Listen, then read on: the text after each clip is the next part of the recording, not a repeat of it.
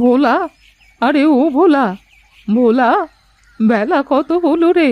ওঠ না, এত বেলা করে কি কেউ ঘুমিয়ে থাকে? আরে ও ভোলা, বলি তোর জন্যে কি আর একটা সকাল হবে নাকি? হ্যাঁ, ওহ, একটু ঘুমোতে দাও না। ওঠ, চোখটা মেলে দেখ একটু, কত বেলা হয়ে গেছে। ওহ, দিলে তো সব স্বপ্নগুলো নষ্ট করে। এভাবে দিনের বেলায় ঘুমিয়ে ঘুমিয়ে কি স্বপ্ন দেখছিলি শুনি? ওহ ঠাকুমা, তোমার জন্য কিচ্ছুটি হলো না, কেবলমাত্র স্বপ্নটা জমেছিল। তা কি এত দেখছিলি, একটু বল দেখি। তোমার কাছে বলে লাভ নেই, তুমি তো আমার স্বপ্নের মজা ওড়াবে, তাই না? হ্যাঁ, দিনের বেলায় ঘুমিয়ে ঘুমিয়ে স্বপ্ন দেখলে তা কখনো পূরণ হয় না রে পাগল। তুমি দেখো ঠাম্মা, আমার স্বপ্ন একদিন সত্যি হবেই। আচ্ছা ঠিক আছে, এখন যা তো, হাত মুখ ধুয়ে আয়, আমি তোকে খেতে দিচ্ছি।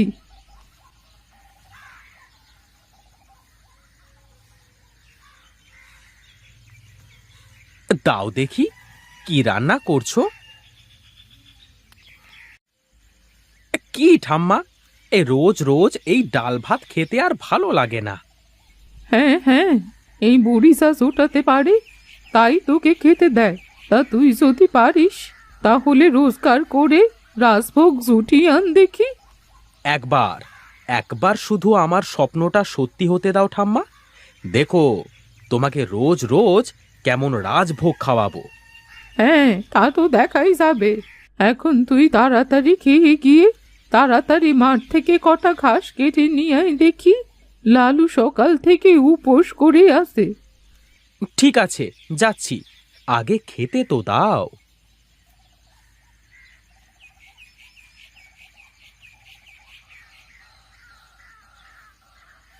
কি রে ভোলা, কোথায় চললি?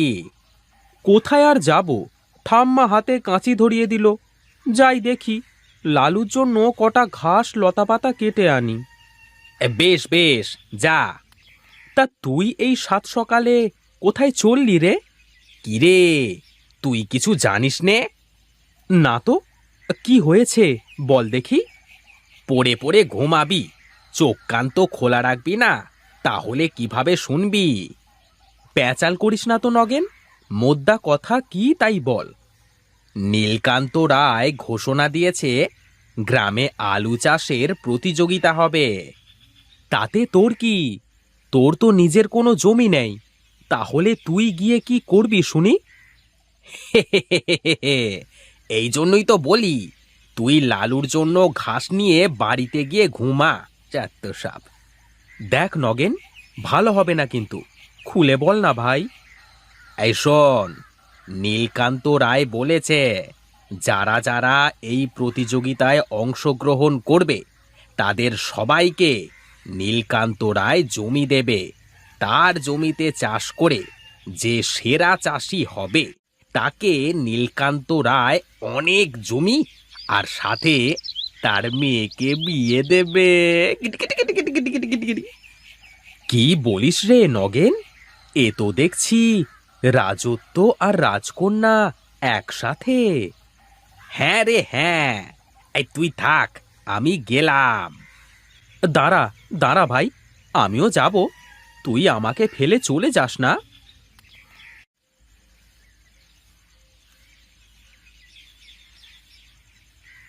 সবাই শোনেন, এখন নীলকান্ত বাবু আপনাদের কিছু কথা বলবেন। সবাই শোনেন, আমি আপনাদের একটা কথা বলতে চাই। আমি একটা প্রতিযোগিতার আয়োজন করেছি। প্রতিযোগিতা হলো, আমার জমিতে আলু চাষ করতে হবে। যে যার যার জমিতে চাষ করে বেশি আলু ফলাতে পারবে তাকে অনেক টাকা এনাম দেওয়া হবে। কিরে নগেন, নীলকান্ত রায় তো শুধু টাকার কথাই বলল। আরে, আগে মনোযোগ দিয়ে তো শোন সব কথা।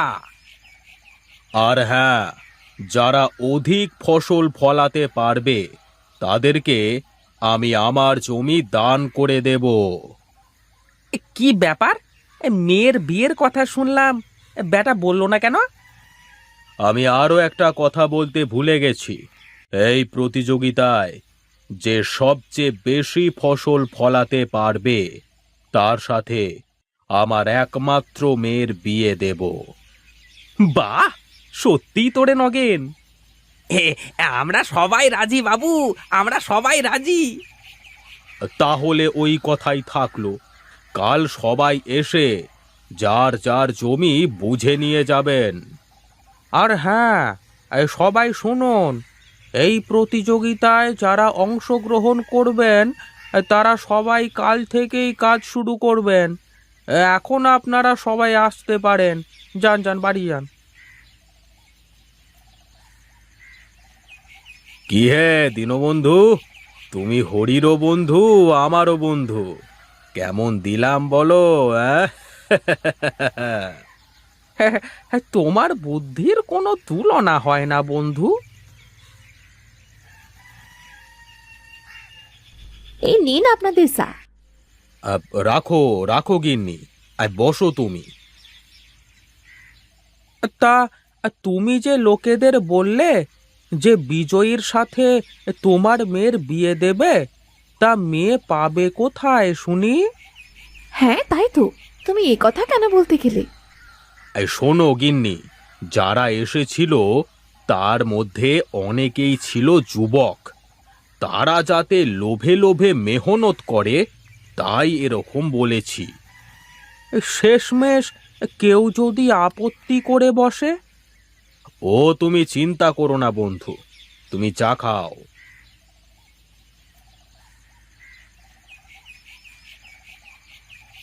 শোনো ঠাকুমা, এবার সত্যি সত্যি আমার স্বপ্ন সত্যি হতে যাচ্ছে।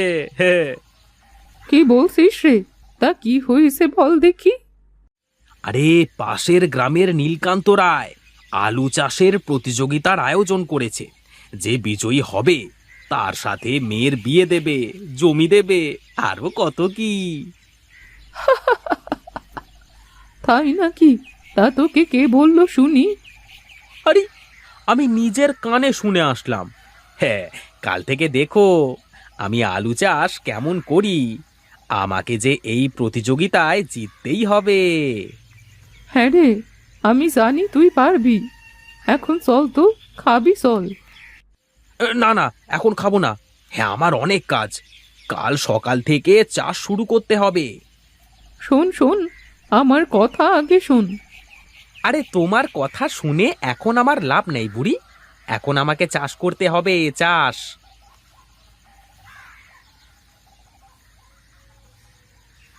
কিরে ভোলা, তোর তো সব গাছ লাগানো শেষ দেখছি।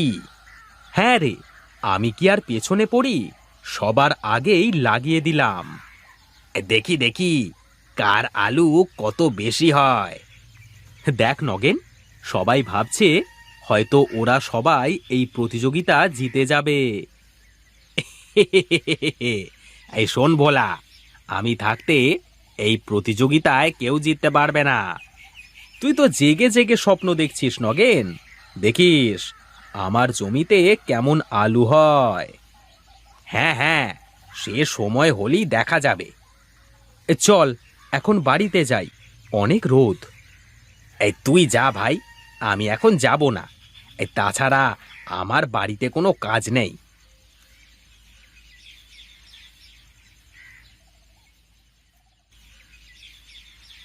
প্রণাম বাবু, আপনি মাঠে? হ্যাঁ হ্যাঁ, আসলাম। দেখি সবাই কেমন করে চাষ করছে। জি বাবু, সবাই বেশ ভালোই কাজ করছে, তবে মনে হয় আমার সাথে কেউ জিততে পারবে না বাবু। বাহ, এ তো বেশ ভালো কথা। তাহলে মনোযোগ দিয়ে কাজ করো, দেখা যাবে কার জমিতে কত আলু হয়। ঠিক আছে?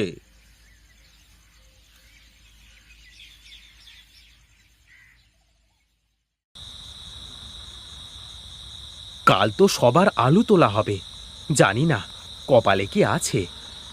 শোন রে পাগল ছেলে, তুই যেমন চাষ করছিস তেমনই তো ফল পাবি না, এত চিন্তা করিস নে। আমার থেকে যদি নগেনের আলু বেশি হয় তাহলে তো আমি হেরে যাব, আর আমার সাথে নীলকান্ত রায় তার মেয়ের বিয়েও দেবে না। কি বললি? আবার বল দেখি শুনি। যা বললাম তাই, তুমি শোনোনি? নীলকান্ত রায়ের তো কোনো ছেলে পেলেই নেই আমি জানি। কি যে বলো না ঠাম্মা, তোমার জানা নেই হয়তো। ওরে পাগল, আমি যে নীলকান্ত রায়ের বাড়িতে অনেক আগে থেকেই কাজ করতাম। এখন বয়স হয়েছে, তাই আর যেতে পারি না। আর নীলকান্ত রায়ের কোনো সন্তান নেই। তাহলে কি নীলকান্ত রায় আমাদের সবাইকে বোকা বানালো? না রে, এর পেছনে হয়তো অন্য কোনো কারণ নিশ্চয়ই আছে। তুই কাল জমির সব আলু নিয়ে ওখানে যা, তাহলেই বুঝতে পারবি। ঠিক আছে ঠাম্মা, দেখি, যা হবে কালকে দেখা যাবে। আপনারা সবাই এখানে আজ এসেছেন, আমি খুব খুশি। তা বাবু, আমাদের প্রতিযোগিতায় কিভাবে আপনি বিজয়ী ঘোষণা করবেন?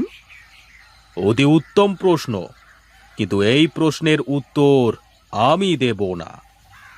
বারে, তাহলে কে উত্তর দেবে শুনি?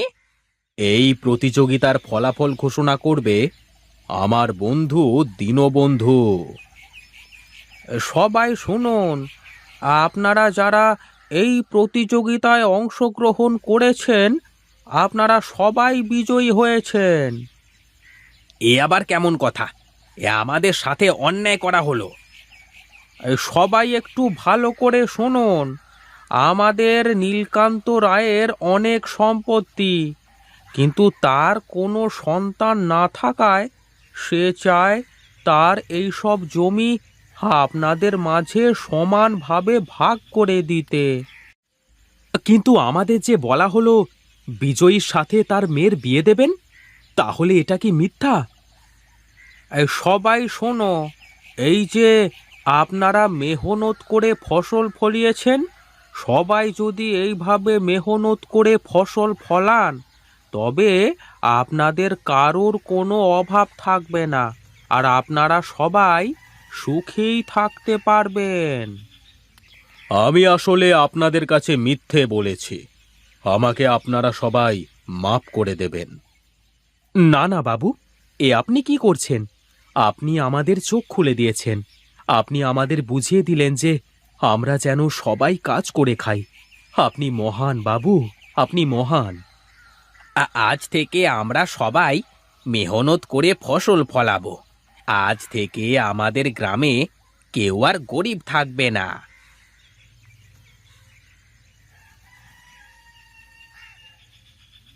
তুমি যে মহান বন্ধু, তুমি আজ গ্রামবাসীর জন্য যা করলে।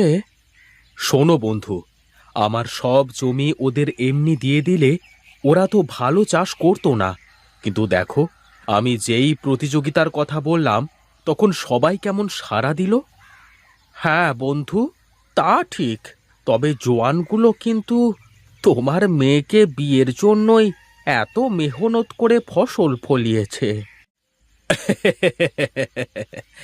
জোয়ানগুলো এখন অবশ্যই বুঝতে পেরেছে যে তারা যদি মেহনত করে, তাহলে তারা সবাই রাজকন্যার মতো মেয়ে বিয়ে করতে পারবে। এখন আর আমার কোনো চিন্তা নেই বন্ধু, এবার আমি বুক ভরে শ্বাস নিতে পারবো। তুমি এই গ্রামের জন্য যা করে গেলে, তা সবাই চিরদিন মনে রাখবে বন্ধু। আমি চাই ওরা আমাকে মনে না রাখুক, ওরা যেন সবাই ভালো থাকে, এটাই আমার চাওয়া। তাহলে তো এখন আমারও কাজ শেষ বন্ধু, এখন আমি চলি তাহলে। তুমি চলে যাবে বন্ধু? আমাকেও যে যেতে হবে বন্ধু, আমরা যে নিজের জন্য বাঁচি না।